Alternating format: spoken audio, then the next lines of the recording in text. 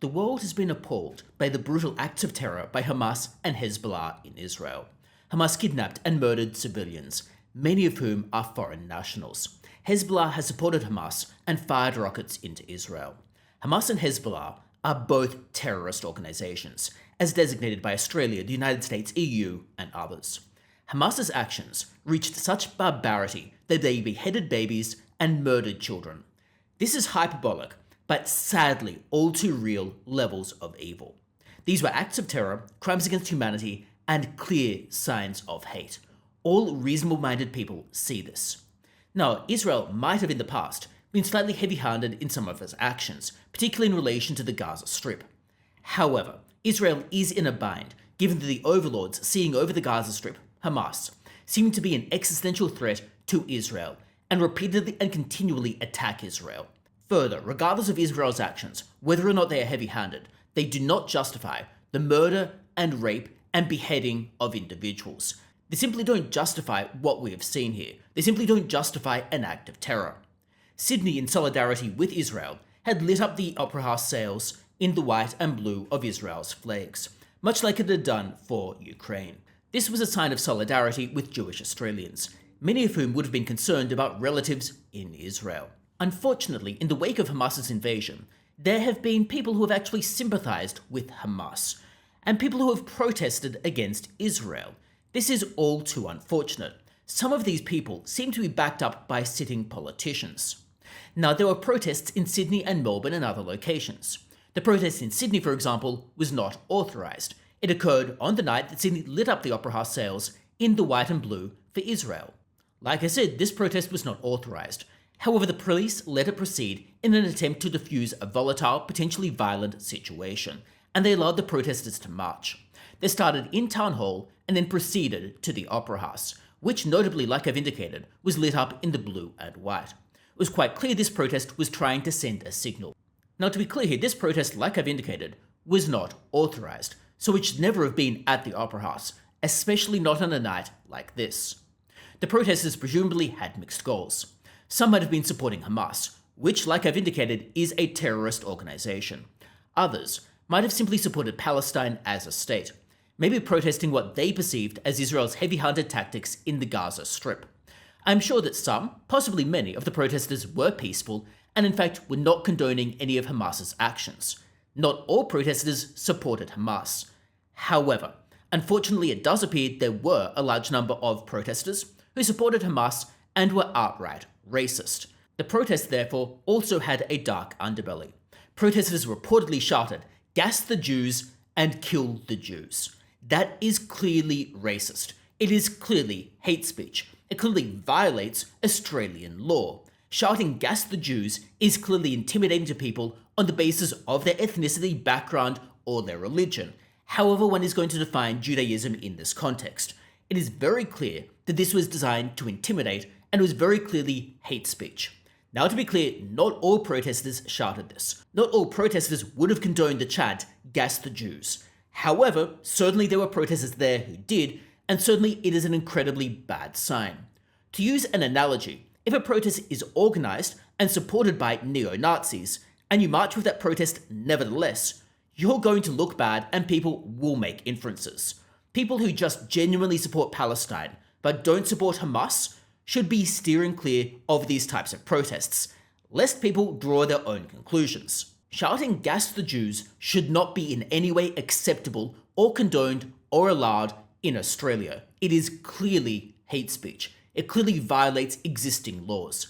This is not a matter of freedom of speech. There's no freedom of speech to go and support genocide. There's no freedom of speech to go and intimidate people on the basis of race. Freedom of speech should and can exist, but freedom of speech does have some limits. And those limits, for example, include limits and prohibitions on intimidating people on the basis of their race, as would appear to be the case with some of the people at these protests. The great irony of this protest is that the only person actually arrested at them was a Jewish man carrying an Israeli flag. The only person arrested was actually peaceful and acting in solidarity with the victims of the murder in this recent terrorist attack. If anything, the police should have been supporting him. Jewish Australians were told the police couldn't keep them safe, and were told that they should remain home. All this on a day of mourning. This was clearly a monumental failure. Now, the police were in a tricky situation. They had a volatile protest that was challenging to contain on the one hand. But on the other hand, they shouldn't be telling Jewish Australians that they cannot protect them. They shouldn't let this protest run roughshod over the police department. Rather, the police should be taking a tougher stand against people who would be engaging in violence. If that protest is going to get violent, then the police should be arresting the people who are violent. They shouldn't be arresting the people who are peaceful, who are simply there to show solidarity with Israel. It's also been reported that some of these protesters chased people who were holding Israeli flags. Now again, that might have just been isolated incidents, and it was not all protesters necessarily. However, you've got a dark underbelly to that protest, which again is a telling sign. Anyone who is thinking of marching with these protesters needs to think about who exactly is going to be at this protest. Are you going to get extremists? Are you going to get violent individuals? Are you going to get individuals that support terrorists? You need to consider what other person is at this protest and what other people might be seen as organizing the protest if one were to consider even showing up to them. There are ways of showing support for Palestine, showing support and sympathy for citizens within Palestine who might be peaceful that don't involve chanting "Gas the Jews." There are ways of pointing out perhaps some policy failures in Israel, pointing out the situations and areas in which Israel could improve its handling of the situation in the Gaza Strip.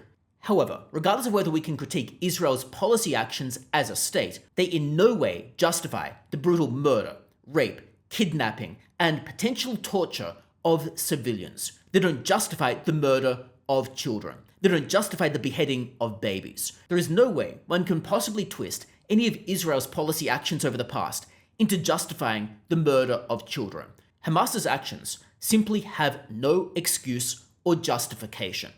Unfortunately, however, Hamas has kidnapped various civilians. They've taken them into the Gaza Strip. They're holding them hostage, reportedly threatening to execute many of those hostages if perhaps Israel retaliates in ways that Hamas itself strangely doesn't approve of. And Hamas unfortunately has fallen for its brutality. This whole sad debacle tells us the government and the police must seriously reconsider their approach. They must ensure that Jewish Australians are safe. They must ensure they can protect their safety. They must ensure that protests don't get violent, and any violent offenders are ultimately arrested. They should also enforce our prohibitions on hate speech, because chanting "Gas the Jews" should not be something that is acceptable in Australia. However, I'm concerned that the damage is already done. Not all protesters supported Hamas, but certainly some of them did, and now they have their propaganda footage outside of the Opera House. The government and the police need to ensure that doesn't happen again. This whole situation also reveals a sad hypocrisy amongst corporate Australia. Corporate Australia has been conspicuously silent about these terrorist attacks. While corporate Australia was quite willing to fund and support the Indigenous Voice referendum, willing to put money behind it, spending millions of dollars in so doing, lecturing us about how we should vote, corporate Australia has simply failed to condemn outright terrorism. They've failed to condemn murder. They've failed to condemn kidnapping.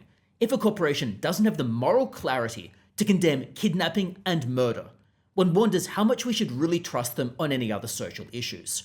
One wonders whether corporate Australia is really just engaged in a whole lot of hollow virtue signalling. Whatever the case might be, these protests and the ugly language involved in them should not be acceptable.